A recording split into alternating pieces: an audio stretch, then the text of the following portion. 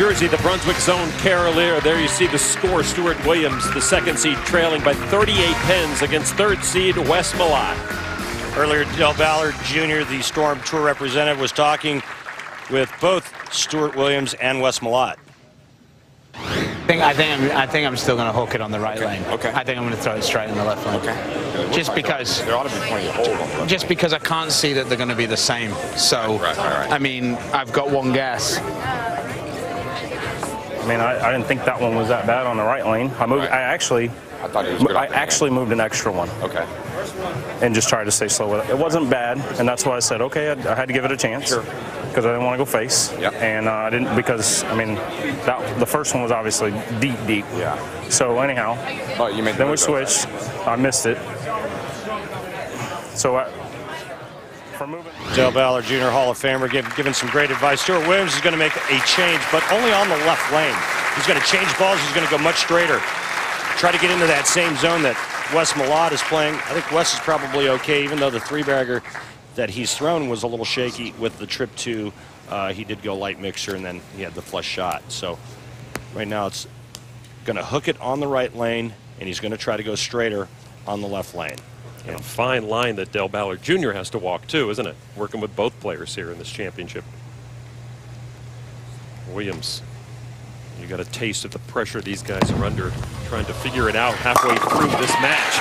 And he's figured it out. Well, he just changed his mind because he wasn't going to change and go straight on both lanes. That's what he told Del Ballard. He's now gone to a disturb. I don't know if he's going to throw the other ball on that left lane. He tried hooking it on the left lane. It was a disaster. He's going to stay with disturbed on this left lane. And he's going to go straighter, I promise you. Williams' first strike since the opening frame in this match against Malott. Malott, who has struck 4 of the 6 frames. 1 open frame for Malott, 2 for Williams so far. Down by 38, Stuart Williams. Wow. It's not over yet! It's not over yet!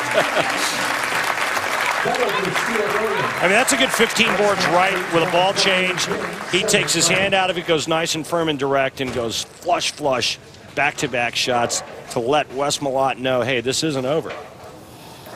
Bit of a wry smile on Williams' face, and that also lets Wes Malott know this ain't over. Maybe trying to get into Wes's head. Williams loves the mind games of bowling. He loves the match play leading up to this stepladder format because there's more opportunity for head play with your opponent. Wes does a lot of this throughout competition, adjusting tape in his thumb hole. He uses a lot of rosin, and he's always adjusting tape in that thumb. Well, the message from Williams was sent loud and clear and received by Wes Malott that maybe Williams has figured something out.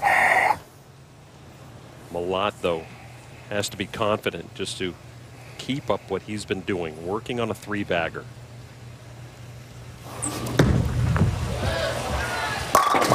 Wes Malott keeps doing what he's been doing.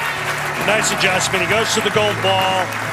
He stays in that same kind of zone. He doesn't try to open lanes up too much. And he had something that nobody else had this week. With that release, he could get the ball to feed to the right and recover off the spot down lane like nobody else could.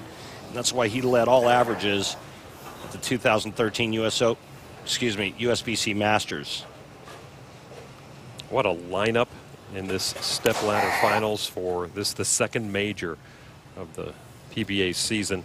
And Randy, the oil pattern, bringing so many options to the players. And you called it. You said it was going to be fun to watch. There's so many options in attack, and they're using them. Oh, and Wes Malott now kicking himself.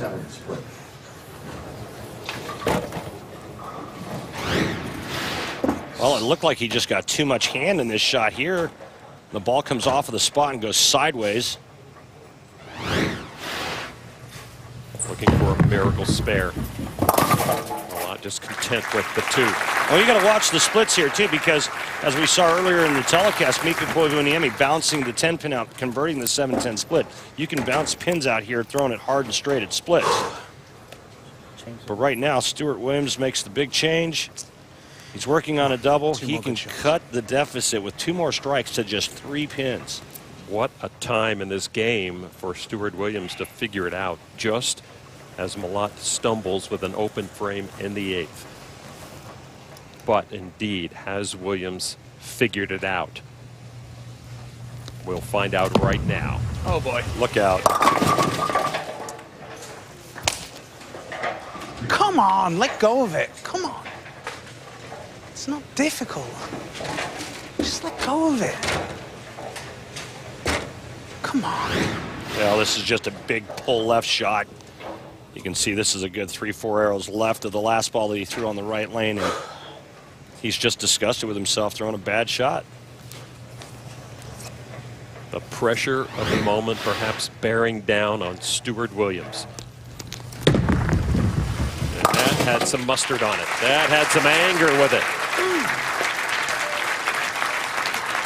Here's what Stewart was doing on the pair prior to the change. You can see he's trying to move in and really circle it, but here in the 7th frame, he moves about 15 to 18 boards right. Not over yet! Goes with that straight firm shot. Unfortunately, the last shot on the right lane was left of target. Now he needs to regroup, give himself some kind of chance. He can still strike out for 198. Malott gave him the chance. Williams did not take advantage of it. He's got to try to do maximum damage here.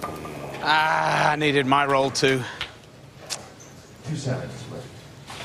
Well, he's referring to the Nice work, last. trip 2 pin that Wes Malott carried earlier in the match. Looking for the roll 2. Instead, he leaves a 2-7. Quickly to convert the spare. Stewart Williams. He got it. Well, not textbook, but it's still a conversion. Big trouble now. Wes Malott needs to just fill frames. There's nothing Stewart Williams can do. Wes Malott's at 203 right now. In fact, if he marks here, he really doesn't need to do anything in the 10th except keep it on the lane. See the trophy on the left edge of your screen. USBC Masters trophy. One more match to be contested after this one. Top seed Jason Belmonte waiting in the wing. He says that's better, and he's right. Yeah, that's pretty much all she wrote now, because even with an open frame in the 10th, Wes is going to be in the 190s, and the best Stewart Williams can shoot is 186.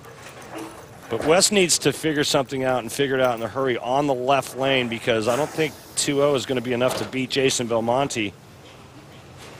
Well, in this semifinal match, maybe he was working on a new nickname. Strikes enough, Wes Malott. I think he likes the other one better. Because Stewart Williams so far just with 3 strikes in this match, 3 open frames. Trust it that it'll come back. My Now, how gosh. is this going to play into Malott's mind going forward? Well, I'm going to go out on a limb and say Belmonte's going to make Wes Malott finish on the left lane. The left lane looks to be the tougher of the two for Wes Malott. Both players will be trying to win their first ever major. There's going to be a lot of nerves involved, but Wes has to figure this lane out.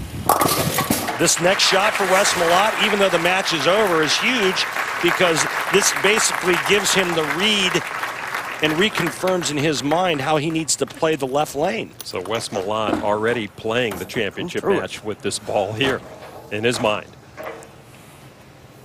He has to throw his best shot here to set his mind in the proper place for that championship match against Belmonte. Wow. Let's see what happens.